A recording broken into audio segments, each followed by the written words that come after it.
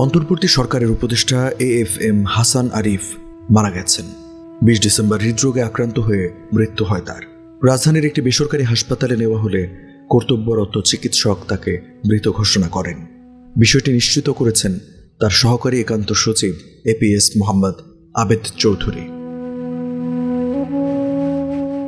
2024 সালের 8 আগস্ট অন্তর্বর্তী সরকারের উপদেষ্টা হিসেবে নিযুক্ত হন AFM হাসান আরিফ। 9 আগস্ট স্থানীয় সরকার, পল্লী উন্নয়ন ও সমবায় মন্ত্রণালয়ের উপদেষ্টা হিসেবে দায়িত্ব পান, আর 27 আগস্ট ভূমি মন্ত্রণালয়ের উপদেষ্টা করা হয় তাকে।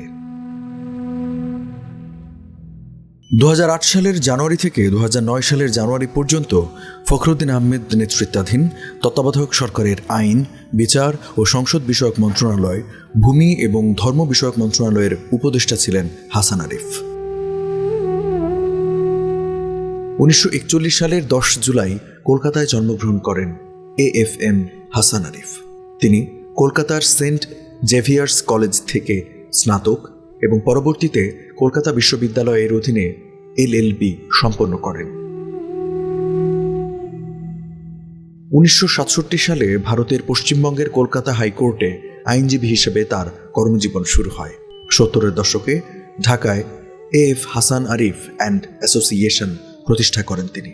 70-এর দশকে ঢাকায় AF Hasan Arif and associations প্রতিষ্ঠা করেন তিনি। 2001 সাল থেকে 28 এপ্রিল 2005 সাল পর্যন্ত বাংলাদেশের অ্যাটর্নি জেনারেলের দায়িত্ব পালন করেন এই আইনজীবী।